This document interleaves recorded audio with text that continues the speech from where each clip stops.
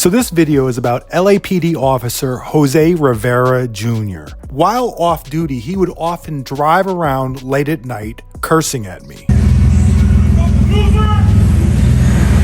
And at the time, I had no idea who this individual was or if they were even an officer. Now, here is an LAPD officer during his off-duty time who is driving by in a truck with missing plates, illegal tints, cursing at me, who was also carrying a gun. Luckily, I was able to identify the make of the vehicle and the dealership advertisement plates on the truck and matched it with a vehicle that was often seen in the Hollywood police station parking lot. So I knew it was a cop's car. Based on that, I filed a complaint against the unknown officer. I then went to the Hollywood station to try to identify the officer. The supervisor at the station refused to provide the identity. I'll tell you, I can't give you that information. Why can't you? I can't. Why? I mean, you tell me why. You have to tell me a reason. Is there a specific code? Because I can't. I mean, but tell me why. I mean, that's something that can be arbitrary. It can be something because you just don't feel like doing it. No. Okay, so tell me why. You say you can't. Why? Is there something written that says you can't? Okay, so this way. I can't give it to you. Is there something written down that says you can't? These investigations are I want you to write it down and tell me exactly the reason why you can't. I mean, you have to give me an explanation. You can't just say, I can't. Well, why? I'm giving you guidance, sir. The guidance isn't helping. You told me to go to OIG. You don't even know what the function is of OIG. I mean, seriously. You're a sergeant. You don't even understand the function. So, I mean, this is basic stuff. So you tell me to go to OIG. Now you're saying you can't. Why? Why can't you? I'm telling you. I know you're telling me, but I'm asking you, why can't you? You can say you can't. I mean, listen, you're a sergeant. You can. Why? Martinez, why? Because I can't. Why? Who said you can't? Because it's confidential, sir. These investigations are... I didn't ask for a confidential. A person who asked me on the street, a private individual, again, a private citizen, not in uniform, private citizen. So he was a private citizen. Did it against me, a private citizen. Correct. And you people, the LAPD, became aware. If this was any other situation, if this person was not an LAPD officer, if this was a person that lived across the street, you'd give that information to the complainant. Who wants to file both a crime report and also get a restraining order? I want to file a restraining order. You're trying to tell me I'm not allowed to get that information. I have an officer that is repeatedly going out here harassing me, and I have on tape.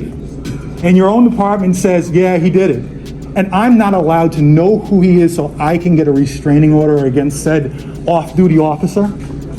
And if so, why? I mean, you gotta give me something. This is gonna play out really well. This is gonna look really nice, so tell me why. Well, it'll look nice. Tell me why. I mean, I'm not gonna argue with you. We're going in circles. We're not gonna, you're just not answering.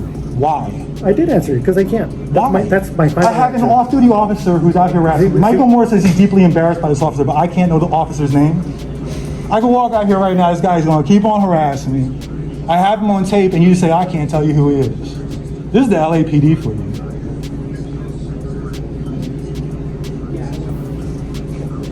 You proud of this, Martinez? You proud of this work? You proud of this? You proud of this? I mean, the way you protect these officers and the way you sit there and say it's confidential and it's not. You're just making it up to protect your officers, and it's shameful. You should be. You're shameful. I'm not arguing with you. You don't argue. There isn't an argument. It's shameful. Is there anything else I can do, sir? I think we're going to have to make sure your family's ashamed of this.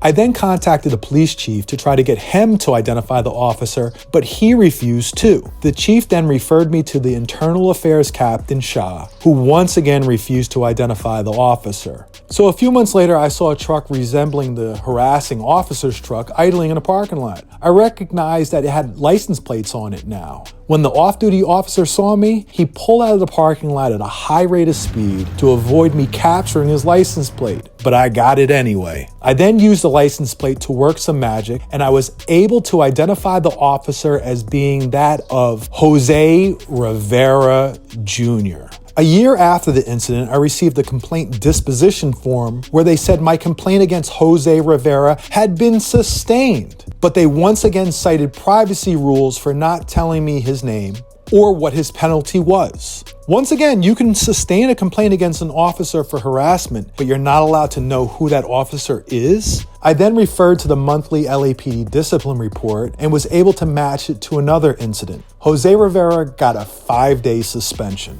I later found out that Rivera had a history of harassing cop watchers and police accountability activists. Just a month before my incident, he had an altercation with another cop watcher where he claimed the cop watcher was violating the rights of a detainee by filming the incident. A complaint was filed against him for that. So Jose Rivera is an officer who is only brave enough to confront me when he's anonymously driving by, screaming out the window of his plateless car that has illegally dark tints. But now when I see him and he's no longer anonymous, he would stay quiet and run away. Sadly, just 2 years after the incident, Jose was promoted to a field training officer. That means it's his job to train rookies, which is just ridiculous. After his history of harassment, is this the type of person that we want training new, impressionable cops?